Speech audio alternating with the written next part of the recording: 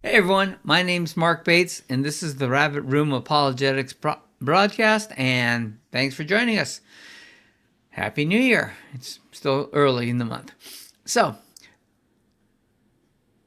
last time we started talking about Moses, who actually wrote the Torah, and what archaeological evidence there was, and that led to a discussion on inspiration. So, I was preparing today, and I went, hey, you know what? This is a great time to use that study tool I showed you last week, the study assistant within Logos software. And here we go. I said, is there any evidence to suggest Moses was the actual author of the Torah? And that's why I love this tool. Right? Here we go. The evidence for Moses as the Torah's author is mixed and historically contested, right? It does talk about Exodus 24. Now, what I really love about Logos software is that here's the reference.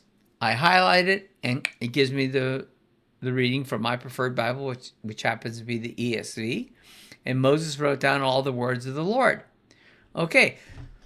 And actually, we answered your questions with that, right? Who wrote the Torah and what was his form of inspiration? It was obviously plenary inspiration. He was just writing down as dictated by God. We got some problems with that. Okay? That's not quite what that means because we're not quite sure what section God was talking about that Moses wrote down, right? And so, bingo, there comes the problem. You have in Joshua the statement, as it was commanded and written in the book of the law of Moses, attributing the Torah, right, the book of the law to Moses. And in Ezra, same basic thing, right? And as is written in the book of Moses. So it's attributed to Moses in the Bible. So we'll stick with that attribution. But we don't have the hard archaeological evidence at this point that I'm aware of. Okay? There's also questions about from antiquity about how this did Moses actually write this? And so we're going to acknowledge the fact that there are some people who say there isn't, right? And there's some people who say that it's absolute that Moses was. The one thing that we can all agree on, because of all of these controversies, and all these controversies center around really the fact that there seems to be some texts that don't quite match up with each other. And there are versions of the Torah that seem to have one person wrote it, another person wrote it. And that's where the JEDP, if you don't know what that is, let me know if you need me to cover that. Theory comes out, which talks about different people wrote that. And really, what we have to deal with is the fact that, well, let's say Moses wrote, for what all intents and purposes is the Torah, right? The first 5 books of the Bible. There is obviously evidence of an editor and or editors who have gone in there and fixed a few things. And like one of the things I always point to is in Deuteronomy, it says, and Moses died and was buried. He didn't write that, right? So there's a little bit of evidence of that. But this also says, you know what? We can use this tool to ask another question, right? Because one of the problems with, which version of the Bible are we reading, right? When was a copy of the Bible, copy of the Torah, found? And was ordered to be read to the people. Now, if you know what I'm talking about here, right? This is a very good biblical reference, but maybe if you don't know. So I got some little typing errors in there. But this is very good. So here we go with the high priest Hilkiah discovered a scroll identified as the book of the law within the temple. This is in 2 Kings, right? And that was very important. And the king's response was immediate. Upon hearing the words, Josiah tore his clothes, right? And he said, read it. So Josiah, what are these things? Well, they hadn't really known about the Torah at the time of Josiah, right? So, and this is, in the time of Ezra and Nehemiah, essentially, comes back. We have this issue? What were they following before that? And some can claim that maybe they weren't following it at all. But so this is why we had this whole issue. And here's a great quote. Scholars debate whether this book was truly found or newly composed. Many scholars theorize the book of the law was not discovered, but rather composed de novo and presented as a pious fraud to centralized religious authority in Jerusalem. Okay?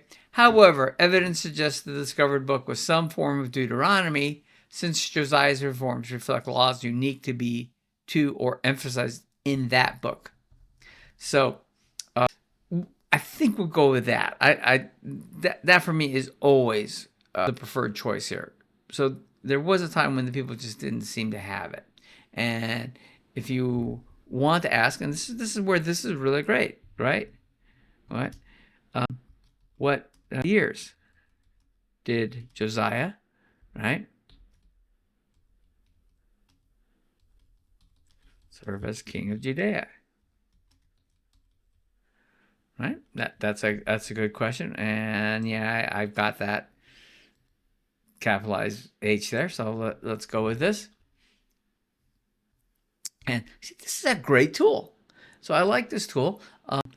I know pretty much what I'm looking for, right? Okay, here we go. 640, 609.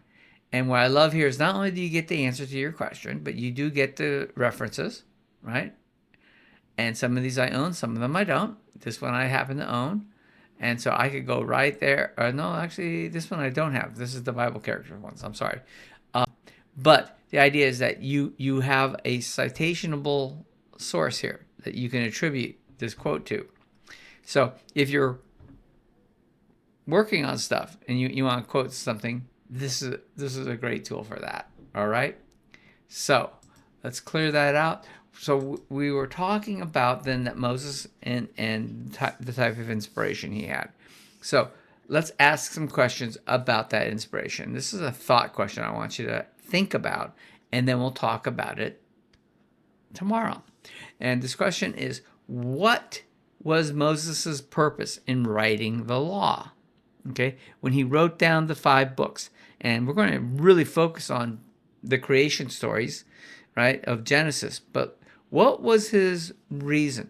Almost every author in the Bible could be said to have a reason, something he was talking about. So Paul's a perfect example. All of the epistles of Paul are usually to address a specific problem at a specific church at a specific time. And that's the context. And the fact that most of these problems were fairly universal and that we can spread them around, but we got to remember he is talking to a specific church, and so he's addressing that issue. So what was Moses' biggest problem, when he would be writing down, or at least telling people the laws of God, right, and what all this means? What was his biggest concern? What was his biggest problem? Because this is going to be the context of why he's writing what he's writing. All right? And then we'll get in tomorrow into the creation story. We'll actually get into the text, but we'll base it on looking at it is, what is Moses' concern? Why is he writing this down for the people? He could have just said, hey, God created everything and be done with it, right? So why is he writing this expansive creation story? And what was the purpose of it? What was his thoughts behind this?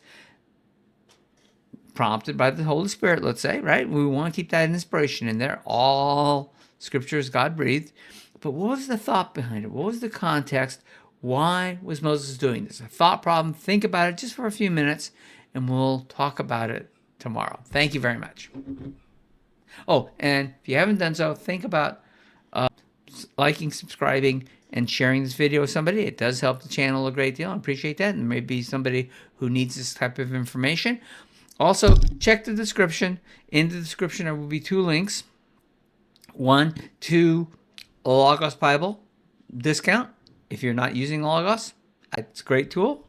If you're going to want to try it out for free for a little bit on the discount. And if you keep the tool, you get a discount. Might as well. And the second link is to my Bible study platform. I do a lot of stuff on there that I can't publish on YouTube, or I won't publish on YouTube. We also do forums where you get to talk back and forth, at least by typing. And we do live calls where I'll answer any question you have, and we'll discuss stuff, and we'll just have a good time, right? Well, iron sharpens iron. So just think about that. The options there. It's only $10 a month. And anything I make from there goes to help support this channel. So thank you very much. Have a great day.